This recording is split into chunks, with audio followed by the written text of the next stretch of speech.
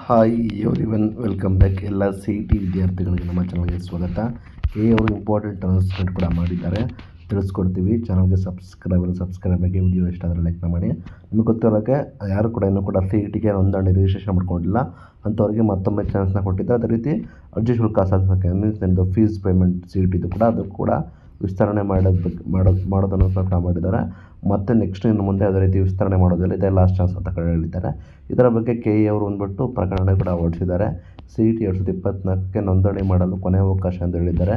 ಈಗಾಗಲೇ 2024ರ C T ಪರೀಕ್ಷಾ ದಿನಾಂಕ ಕೂಡ ಘೋಷಣೆಯನ್ನು ಕೂಡ ಮಾಡಿದ್ದಾರೆ ನೋಡೋದಾದರೆ ನಿಮಗೆ ಇಂಜಿನಿಯರಿಂಗ್, ಯೋಗ ಮತ್ತು ನ್ಯಾಚುರೋಪತಿ, ಪಶುವೈದ್ಯಕೀಯ, ಪಶುಸಂಗೋಪನೆ, ಕೃಷಿ ವಿಜ್ಞಾನ ಕೋರ್ಸ್ಗಳು, BSc ಆನರ್ಸ್ ರೇಷ್ಮೆ ಕೃಷಿ ಮುಂತಾದ ಕೋರ್ಸ್ಗಳಿಗೆ, ಅದೇ ರೀತಿ 2ನೇ ವರ್ಷದ ಫಾರ್ಮ್ ಡಿ ಕೋರ್ಸ್ಗಳಿಗೆ 18/4/2024 ಮತ್ತು 19/4/2024ರಂದು ಸಿ ಟಿ 2024ಕ್ಕೆ ಅರ್ಜಿ ಸಲ್ಲಿಸಲು ಅವಕಾಶ ನೀಡುವಂತೆ ಹಲವು ಅಭ್ಯರ್ಥಿಗಳು ಮನವಿ ಮಾಡಿದರು. ಅದನ್ನು ಪರಿಗಣಿಸಿದ್ದೀವಿ ಅಂತ ಹೇಳಿದ್ದಾರೆ. ಇದರ ನಡುವೆ ನಿಮಗೆ ಆನ್ಲೈನ್ ಮೂಲಕ ಅರ್ಜಿ ಸಲ್ಲಿಸಲು ಕೊನೆಯ ಅಂತಿಮ ಅವಕಾಶ ಕೊಟ್ಟಿದ್ದಾರೆ. ಏನಂದರೆ ಅರ್ಜಿ ಸಲ್ಲಿಸದಲ್ಲೇ ಇರೋರು ಮತ್ತೊಮ್ಮೆ ಅರ್ಜಿ ಸಲ್ಲಿಸಬೇಕಾಗುತ್ತೆ. ದಿನಾಂಕ 12/3/2024 ಬೆಳಗ್ಗೆ 11 ಗಂಟೆಯಿಂದ 15/3/2024 ರಾತ್ರಿ 12 ಗಂಟೆವರೆಗೂ ನಿಮಗೆ ಕಾಲಾವಕಾಶ ಕೊಟ್ಟಿದ್ದಾರೆ. ಅಂದರೆ 15ನೇ ತಾರೀಕು ಅದರ 12 ಗಂಟೆವರೆಗೂ ಕಾಲಾವಕಾಶ ಕೊಟ್ಟಿದ್ದಾರೆ. 12ನೇ ತಾರೀಕು ಇದೇ ಮಾರ್ಚ್ 12 ಬೆಳಗ್ಗೆ 11 ಗಂಟೆಯಿಂದ ನಿಮಗೆ ಅರ್ಜಿ ಪ್ರಾರಂಭವಾಗುತ್ತೆ. ನಂತರ ಶುಲ್ಕ ಪಾವತಿಸಲು 16ನೇ ತಾರೀಕು ಸಂಜೆ 5:00ವರೆಗೂ ನಿಮಗೆ ಕಾಲಾವಕಾಶ ಕೊಟ್ಟಿದ್ದಾರೆ. ಅದನ್ನು ಯುಟಿಲೈಸ್ ಮಾಡ್ಕೋಬೇಕಾಗುತ್ತೆ. ಮತ್ತೆ ಯಾವುದೇ ರೀತಿ ಮತ್ತೆ ದಿನಾಂಕ ವಿಸ್ತರಣೆ ಮಾಡೋದಿಲ್ಲ ಅಂತ ಹೇಳಿದ್ದಾರೆ ಅವರು.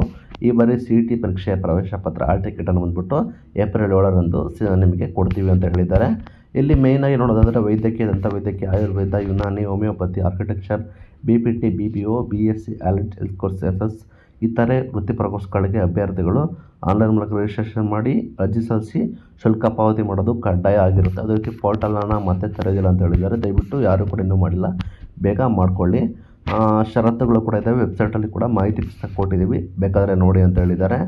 ಅನಂತರ ದ್ವಿತೀಯ PUC ಮುಗಿತಿದ್ದಂತೆ, ಅಂದರೆ ದ್ವಿತೀಯ PUC ಎಕ್ಸಾಮ್ ಮುಗಿತಾ ಇದ್ದಂತೆ ಸಿ ಟಿ ಪರೀಕ್ಷೆ ಕೂಡ ಶುರು ಆಗುತ್ತೆ.